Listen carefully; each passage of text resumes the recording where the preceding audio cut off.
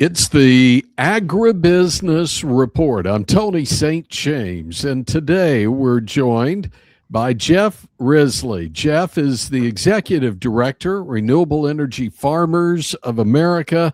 Had to take a breath before I said the name of the group, Jeff, but welcome to the show. Thanks, Tony. Really appreciate being here. Okay, I'm going to ask who the Renewable Energy Farmers of America is in a moment, but let's first start with you. Did you grow up on a farm? I did actually. I grew up on a farm in Lane County in western Kansas, not too far from like Garden City, Scott City, that area. Dryland farm, still in the family. My parents are retired and we've leased it out, but I maintain involvement and am very proud of what our family has built over the generations there. Okay, is it safe to just move to the question of who the Renewable Energy Farmers of America are and why do you even exist?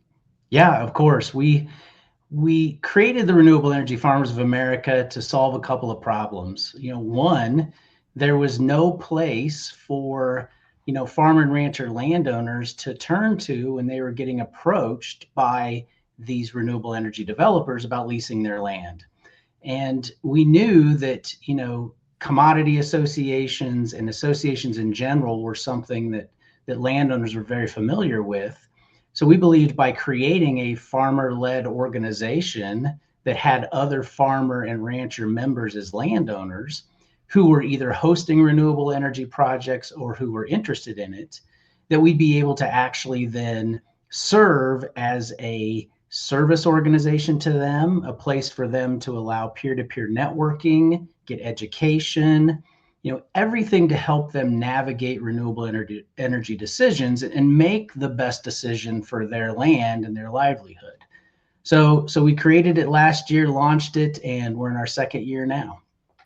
Okay, I've got so many questions here. I'll try to get them all in before we run out of time or before you throw me out the door. But one of the questions here I think has to be is how do you know if one of these leases is a good idea? I mean, is it possible to say, hey, it checks all the boxes? This one's good. Yeah, the answer is yes, it can, but it doesn't mean that, leasing your ground for renewable energy is right for everyone or every parcel. So you really have to look at it case by case. And what you're really looking for here is to understand a couple of things. Number one, not just what the payment terms are for the lease, although that's important, especially in this economy, in this farm economy. It can be a secure long-term income stream, but you also want to think about how does this impact my whole farming operation? This is a 25 to 40 year lease potentially for wind or solar and storage. What am I going to be able to continue farming and grazing?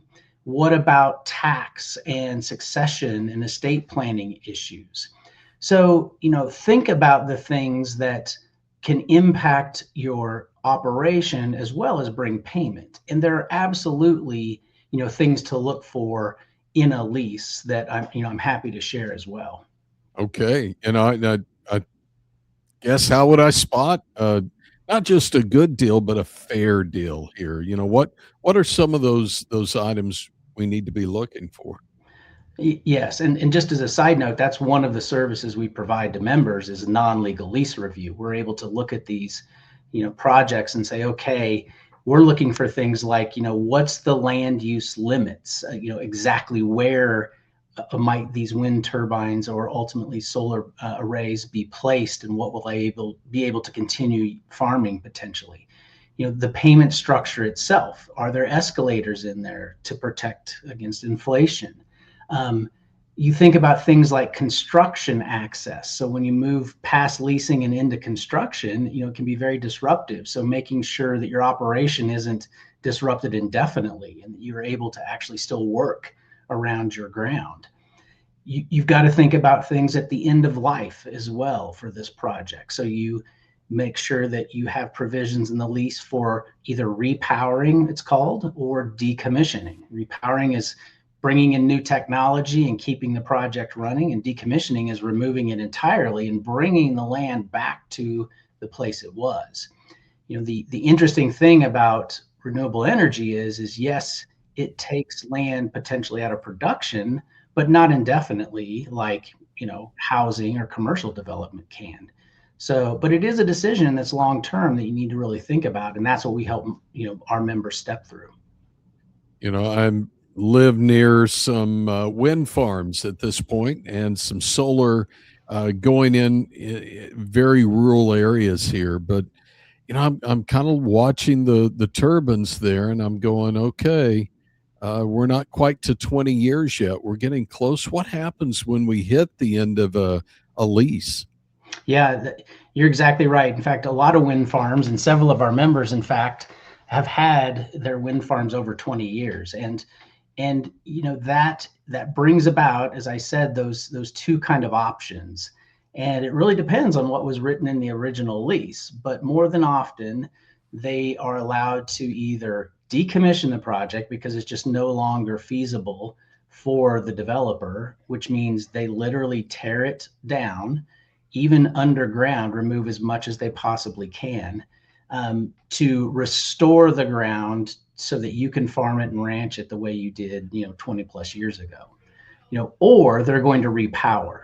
They're going to bring in new equipment, new turbines potentially. They're taller, longer blades, bigger megawatts per tower, so there's fewer of them. So that means a continuation of those lease payments for you and your family. I know there are some areas, and I'm thinking of one state in particular where they're now saying, "Hey, we don't want our farmland going into into solar or wind. We don't want that to happen." But yet, you've got some rural areas that this has been a lifeblood for them. I mean, it's given them the opportunity to upgrade schools and facilities in a community where they may never get that opportunity. But even within a community, you got neighbors sometimes getting cross. So how do you deal with the neighbor issue? Yeah, great question. And we recognize it. This is, landowners, farmers and ranchers are part of a community. But we remind our members and landowners that, at the end of the day, this is a private property decision. This is your right as a property owner to choose what to do with your land. Nobody tells you what crops to farm. So they're also, don't necessarily have the right to tell you what to do with renewable energies. Now, having said that, you do live within a community, and we want to make sure that this benefits the community, and it very well can. In fact, most of these projects are generating millions of dollars in taxes or pilot payments or other ways that fund desperately needing rural communities. But what we try to advise our folks is that, look, when dealing with neighbors, bear in mind that most of the conflict comes from misinformation or sometimes even disinformation intentionally. It's not about bad intent. And so we try to be as helpful to them by giving them very factual information so they can be, transparent and calm and factual and not defensive when talking about their projects. And part of that misinformation or disinformation too, Tony, stems from just an understanding about this technology that's so different than anybody usually deals with in their day-to-day life. I'll just give you one, for example. If you zoom out in the United States, there's 897 million acres of farm and ranch land.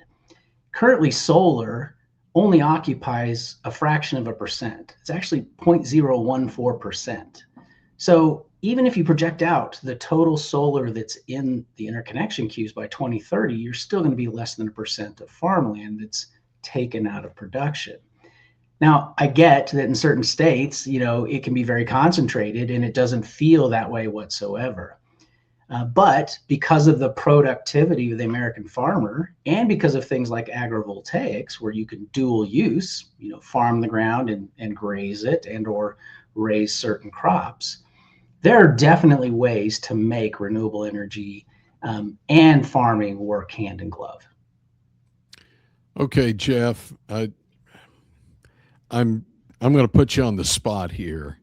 I know that there'll be some who are already in leases. There'll be some who've turned down leases. There's some who are looking at them, and then others that it hasn't even crossed their mind yet. So I know this is somewhat of a loaded question, but is there a piece of advice you would have for those as we travel down this road, or as we maybe try to get unstuck out of the ditch here? I mean, there's a lot of different scenarios, but you have some advice? Yeah, I think our biggest piece of advice is slow down after you get approached by a developer and get independent advice. And not to be, self-promoting here, but find another farmer or rancher that has been through the process. And we connect our farmers and ranchers all the time in that manner, because they're going to be able to tell you the best story. They're the most trustworthy because they know exactly what you're going through.